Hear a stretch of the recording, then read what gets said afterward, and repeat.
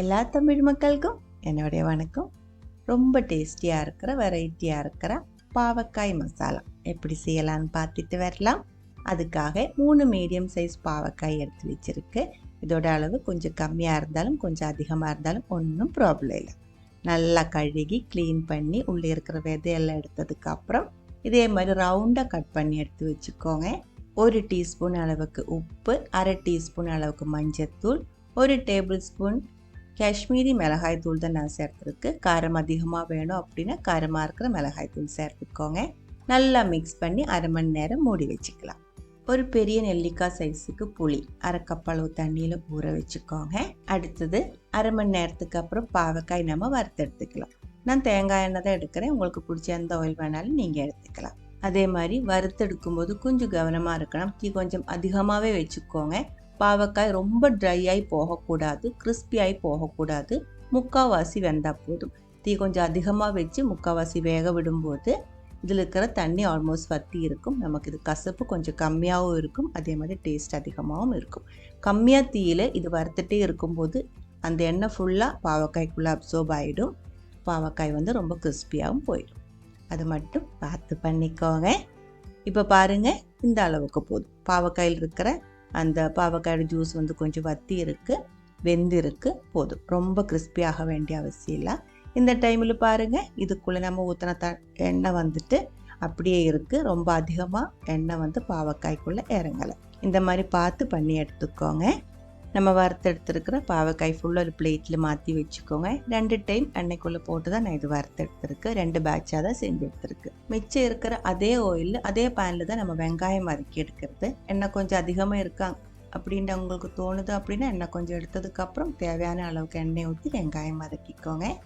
3 பெரிய சைஸ் வெங்காயம் கொஞ்சமாக உப்பும் போட்டு சாஃப்ட் ஆகிற வரைக்கும் வதக்கி இருக்குது. அதுக்கப்புறம் 2-3 பச்சை மிளகாய், கொஞ்சம் கருவேப்பிலை போட்டு மறுபடியும் வதக்கி இருக்குது.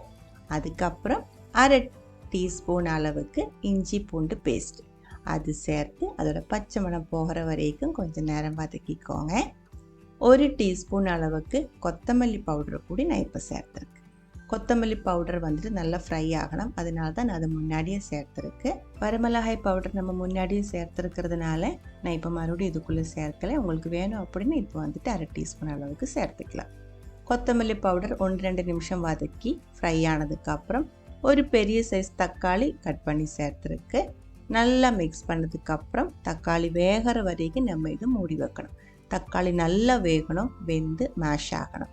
அப்போ தான் நம்ம இந்த மசாலைக்கு நல்ல டேஸ்ட்டாக இருக்கும். தக்காளி வெந்ததுக்கப்புறம் நம்ம கரையை வச்சு எடுத்து வச்சுருக்கிற 1/2 கப் அளவுக்கு புளித்தண்ணி அதுக்குள்ளே ஊற்றி இருக்கு.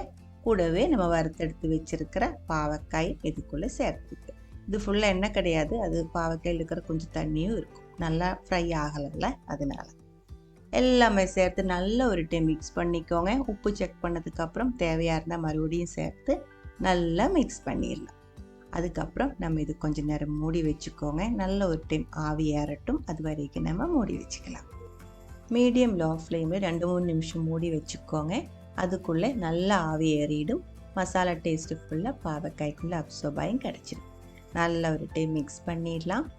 இந்த பாவக்காய் வறுத்தெடுக்கிறது உங்களுக்கு பிடிக்கல, எண்ணெய் அந்த அளவுக்கு வேண்டாம், இன்னும் கொஞ்சம் ஹெல்த்தியாக வேணும் அப்படின்னா பாவக்காய் நீங்கள் பச்சையாகவே சேர்த்துக்கலாம். இப்போ நான் 1/2 டீஸ்பூன் அளவுக்கு கரம் மசாலா பவுடர் சேர்த்துருக்கு. கரம் மசாலா பவுடர் உங்கள்கிட்ட இல்லை அப்படின்னா நீங்கள் சிக்கன் மசாலா பவுடர் சேர்த்துக்கலாம். இப்போ சேர்த்துருக்கிறது 1/2 டீஸ்பூன் அளவுக்கு சர்க்கரை, கொஞ்சமாக கொத்தமல்லி இலையும் சேர்த்துருக்கு. சர்க்கரை ஏன் சேர்த்துருக்கு அப்படின்னா இந்த ஒரு பாவக்காய்க்குள்ள உப்பு, புளிப்பு, காரம், கசப்பு இந்த 4 டேஸ்ட்டும் கலந்துருக்கு. ஒரே ஒரு டேஸ்ட்டு மிஸ் ஆகுது, அது இனிப்பு. அந்த இனிப்பு கூடி சேர்க்கும்போது தான் இந்த எல்லா டேஸ்ட்டுமே பர்ஃபெக்டாக பேலன்ஸ் ஆகும். அதனால தான் 1/2 டீஸ்பூன் அளவுக்கு சர்க்கரை சேர்த்துருக்கு. அவ்வளவுதான், எல்லாமே சேர்த்து நல்ல ஒரு டைம் மிக்ஸ் பண்ணி மறுபடியும் 2 நிமிஷம் ஆவியில் லோ ஃப்ளேமில் வச்சு மூடி வச்சதுக்கப்புறம் நம்ம இதை எடுத்துக்கலாம். ரொம்ப டேஸ்டியாக இருக்கிற பாவக்காய் மசாலா ரெடியாக இருக்குது. பாருங்கள், இந்த பாவக்காய் மசாலா செய்கிறதுக்கு பாவக்காய் எண்ணெயில் வதக்காமல் கொஞ்சம் நேரம் வெயிலில் விட்டு காய விட்டதுக்கப்புறம் அந்த பாவக்காய் வச்சுட்டு செஞ்சு எடுத்துக்கலாம். பிடிச்சிருந்தா கண்டிப்பாக ட்ரை பண்ணி பாருங்கள். அதுக்கப்புறம் உங்களோட கமெண்ட்ஸ் எல்லாம் சொல்லிவிடுங்க. இந்த சமையல் பிடிக்கிற ஃப்ரெண்ட்ஸுக்கு மறக்காமல் ஷேர் பண்ணி விட்டுக்கோங்க. நீங்கள் இது வரைக்கும் நம்ம சேனலுக்கு கொடுத்துட்ருக்கிற சப்போர்ட்டுக்கு ரொம்ப ரொம்ப நன்றி. உடனே பார்க்கலாம் இன்னொரு ரெசிபியோட. அது வரைக்கும் வணக்கம்.